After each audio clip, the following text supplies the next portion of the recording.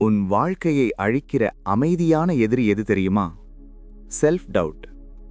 நண்பா, இந்த உலகத்துல மனிதன் சந்திக்கிற மிகப்பெரிய போராட்டம் வெளியில இல்ல, அது அவன் மனசுக்குள்ளதான்.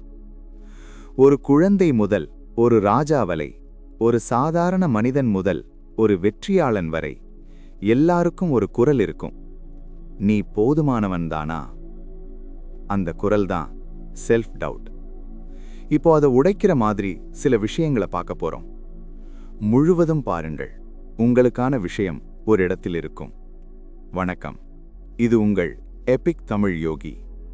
நண்பா, செல்ஃப் டவுட் ஒரு கெட்ட விஷயம் மாதிரி தோணும். ஆனா உண்மையில அது ஒரு நிழல் மாதிரி. நிழல் இல்லாம மனிதன் இருக்க முடியாது. ஆனா நிழலுக்கு நீ பயந்தா நீ ஒருபோதும் வெளிச்சத்துக்கு போக மாட்ட. செல்ஃப் டவுட் உன்னை கத்தி தாக்காது. அது மெதுவா உன் மனசுக்குள்ள பேசும். நீ இன்னும் தயாரா இல்ல, மற்றவர்கள் மாதிரி நீ இல்ல, இது உன்னால முடியுமா?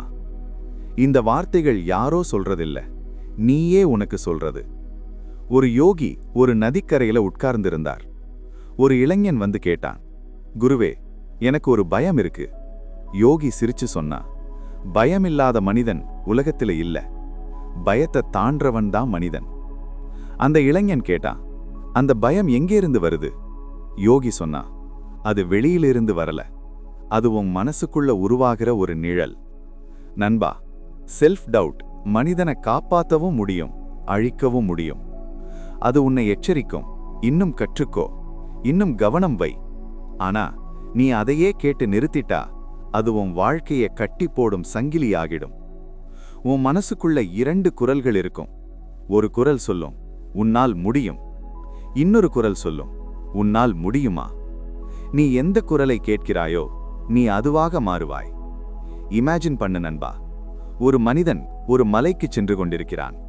அவன் பாதையில் ஒரு நிழல் தொடர்ந்து வருகிறது. அவன் நிழலை பார்த்து பயந்தால் அவன் நடக்க மாட்டான். ஆனா அவன் முன்னால் பார்க்க ஆரம்பிச்சால் நிழல் அவனுக்கு பின்னால் தான் இருக்கும். செல்ஃப் டவுட் நிழல் மாதிரிதான். நண்பா, செல்ஃப் டவுட் இல்லாதவன் மனிதனே இல்ல. அது குழந்தைக்கும் இருக்கும், அது காதலிக்கும் மனிதனுக்கும் இருக்கும், அது தொழில் செய்பவனுக்கும் இருக்கும், அது உலகத்தை ஜெயிச்சவனுக்கும் இருக்கும். ஏன் தெரியுமா? மனிதன் வளர வளர அவன் மனசும் கேள்வி கேட்கும். ஒரு யோகி சொல்வார், உன் மனசு ஒரு காடு, அதுல பயமும் நம்பிக்கையும் இரண்டு மரங்கள். நீ எந்த மரத்துக்கு நீர் ஊற்றுறாயோ அதுதான் பெரியதாக வளரும். செல்ஃப் டவுட் இல்லாத ஒரு மனிதனை இமேஜின் பண்ணு. அவன் பேசுவான், அவன் முயற்சி செய்வான், அவன் தோல்வியை அனுபவமாக்கும், அவன் கனவுகளை சிரிச்சு சேஸ் செய்வான். அவன் ஒரு சாதாரண மனிதன் இல்ல, அவன் ஒரு சிந்தனை புரட்சியாளன். நண்பா, உன் வாழ்க்கையில பெரிய எதிரி வெளியே இல்ல, உன் வாழ்க்கையில பெரிய நண்பனும் வெளியே இல்ல. இரண்டும் உன் மனசுக்குள்ளதான்.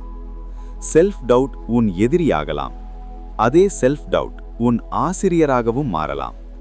உன் கனவுகள் உன்னை நம்புது, உன் ஆன்மா உன்னை நம்புது. ஆனா நீ உன்னை சந்தேகிக்கிறாய். நீ உன்னை சந்தேகிக்கிற வரை உலகம் உன்னை சந்தேகிக்கும். நீ உன்னை நம்ப ஆரம்பிச்ச நாள்ல உலகம் உன்னை கேள்வி கேட்க முடியாது. நண்பா, செல்ஃப் டவுட் ஒரு பேய் மாதிரி இல்ல, அது உன் மனசுக்குள்ள இருக்கிற ஒரு பாடம். நீ அதை கேட்டு நிறுத்தினால் அது உன் சங்கிலி. நீ அதை கவனித்து தாண்டினால் அது உன் ஏணி. இன்று ஒரு முடிவெடு. நிழலை பார்த்து பயப்படாதே, வெளிச்சத்தை நோக்கி நட. ஏனெனில் உன் வாழ்க்கையை அழிக்கிற அமைதியான எதிரி செல்ஃப் டவுட். ஆனால் அதையே தாண்டினால் உன் வாழ்க்கை உன்னால மாற்ற முடியும்.